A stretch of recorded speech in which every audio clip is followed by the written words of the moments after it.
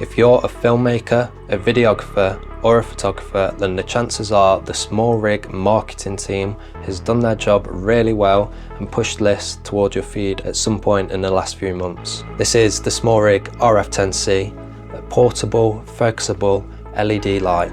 The Smallrig RF10C is a compact handheld LED light that offers focusable beam control and multiple colour options. It's designed to provide versatile lighting for various shooting scenarios, from portraits to creative video projects. So in this review, instead of going over the technical aspects for the whole duration of the video, what we're going to do is try and use it practically to answer the biggest question right now, which is, can a 10-watt light be used to achieve professional results?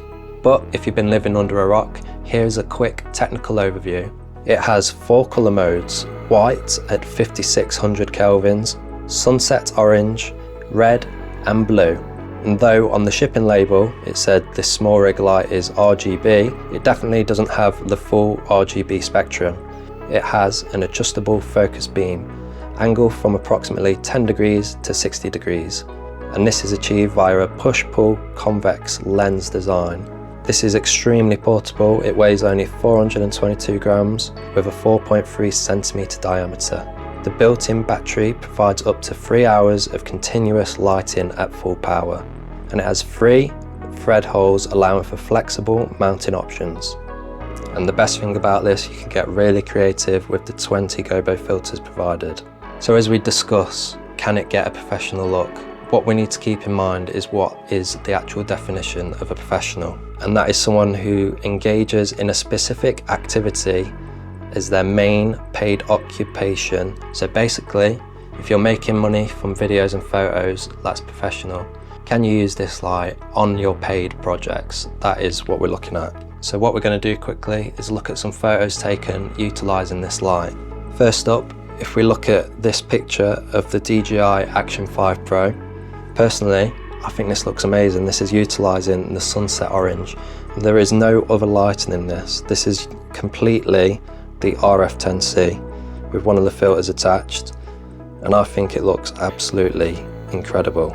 The sunset orange is so warm and inviting, and personally that's the style I love. And it is just a really boring shot. It's just the DJI on some wood. It's like nothing crazy. It's just the product on a bit of wood, and then this light completely transforms this from a boring image into something different. And this may be the difference between some photographers. Some photographers like just blasted out, flat lighting, whereas, especially when you're in the video side of things, you prefer that beautiful cinematic look, which is what's provided by this light. And if we look at some more examples, so this lime and lemongrass drop, another sunset orange, looks absolutely beautiful. And if we look here at the lion head chain, we've got a wider one of the whole chain. Everything's in focus nicely, the colours look nice, sunset orange again, and here we've got a close-up of the chain.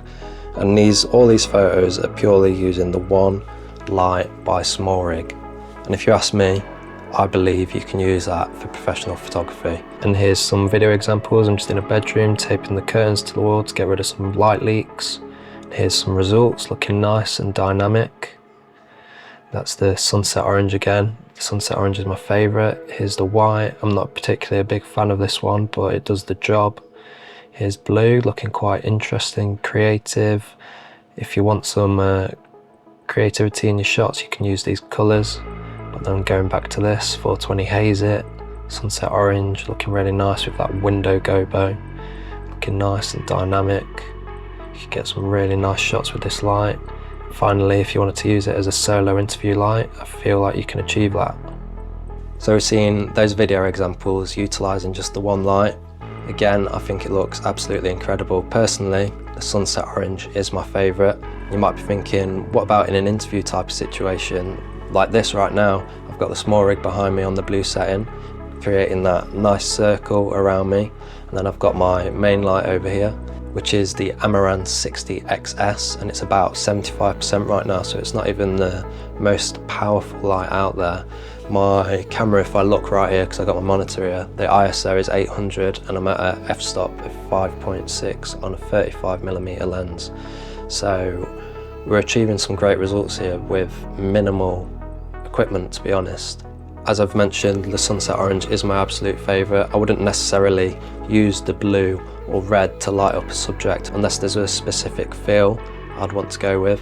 That's why I would stick to those colours for the background as I'm using here. And overall, I believe you'd be able to use this light for professional work. I don't think anyone would really bat an eyelid at you bringing this along. In fact, they would probably be interested in it. If you're bringing this and your clients see you changing out the filters, they're going to think, oh wow, this is really cool. Like, it's not that often that clients get to see inventive pieces of creative kit coming on. So why not utilise it? Why not try and use it? Now, if you're thinking this can't be used for professional video, you're thinking, you know, in terms of film, you're thinking in terms of Netflix documentaries or Amazon Prime budgets, why would you be using a £50 light on those sort of projects? You wouldn't. This is all about budget filmmaking right now.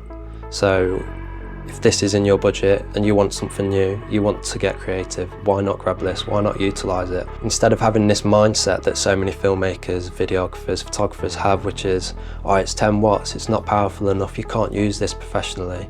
That's a pessimistic point of view. Why not think to yourself, how do I use this? How can I implement this into my work? Yes, it's not the most powerful, and if you're using a 1200 watt light, obviously it's going to drown this out.